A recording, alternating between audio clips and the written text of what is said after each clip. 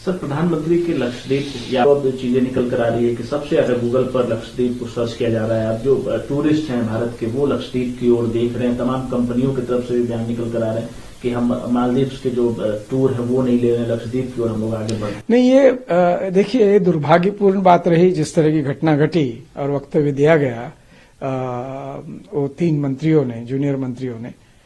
लेकिन ये अच्छी बात है कि पहली बार आम भारतीय जो है लक्षद्वीप की तरफ देखने लगा, क्योंकि हमारे रडार के बाहर था आज तक लक्षद्वीप।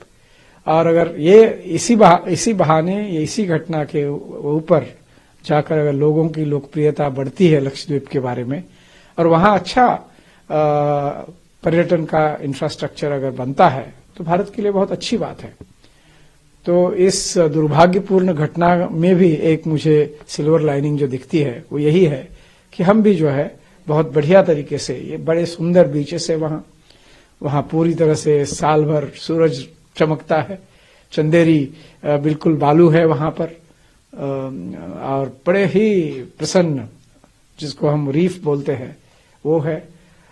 डाइवर्सिटी, ओशन की जो डाइवर्सिटी ऑफ लाइफ है वो वहां देखने को मिलती है। और चाहे वो स्कूबा डाइविंग हो या और अन्य जो है पानी में, समुद्री पानी में जो स्पोर्ट्स होते हैं, उन सब के लिए बहुत पर्यावरण वहां उपयुक्त है। मैं समझता हूं कि इसी बहाने जो है हम लोग लक्षद्वीप की तरफ देख रहे हैं, तो वहां का विकास करना जो है, और उसके लिए पैकेज भी अभी घोषित किया गया है, तो उसका फायदा उठाकर हमको करना चाहिए।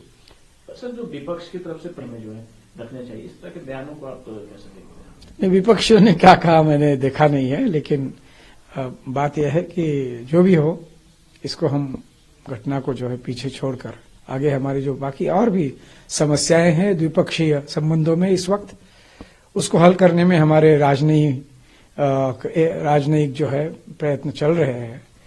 तो उसकी तरफ हमें अब ध्यान देना चाहिए, और जिसको बोलते हैं ना, give the diplomacy a chance. Diplomats काम कर रहे हैं इस वक्त इन मुद्दों पर। उनके एम्बेसडर, हाई कमिश्नर को यहाँ बुलाया गया विदेश मंत्रालय में। उसी तरह से हमारे, सुना है मैंने कि हमारे भी जो वहाँ हाई कमिश्नर है, उच्चायुक्त है, उनको भी बुलाया गया।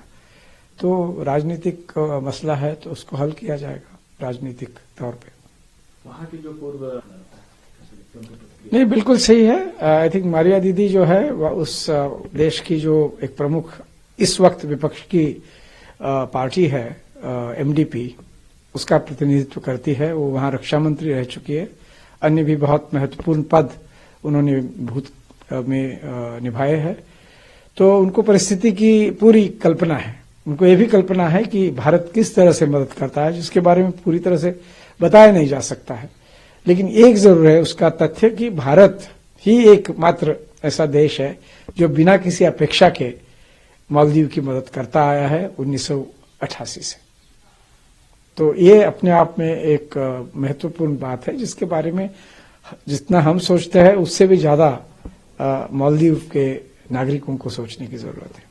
आखिरी सवाल है मेरा, वहां के टूरिज्म मिनिस्टर, टूरिज्म इंडस्ट्री ने, और जैसे कि आपने कहा मारिया दीदी ने भी इस तरह का एक जो है बयान जारी किया है, वो बिल्कुल सही है कि भारत जो है फर्स्ट रिस्पोंडेंट रहा है हर क्राइसिस में, चाहे वो जल का संकट हो, चाहे वो वहां पर जो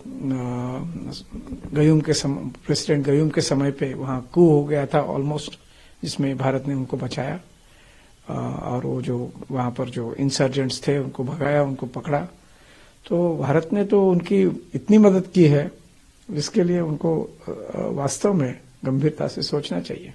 आखिरी सवाल से मेरा, चूंकि आप मेरे लिए संदेश यही है कि उच्च पद पर आसीन व्यक्ति को इस तरह से दूसरे पड़ोसी देश के प्रधानमंत्री या हेड ऑफ गवर्नमेंट और हेड ऑफ स्टेट के बारे में इस तरह का वक्तव्य शोभा नहीं देता।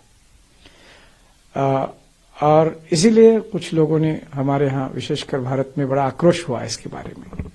लेकिन अब इस प्रकरण को हमें जो है पीछे छोड़ के हमारी जो मल्टी डायमेंशनल रिलेशनशिप है, संबंध है, उसको हम किस तरह से और सुदृढ़ और मजबूत कर सकते हैं, इसकी तरफ ध्यान देने का अब समय आया है।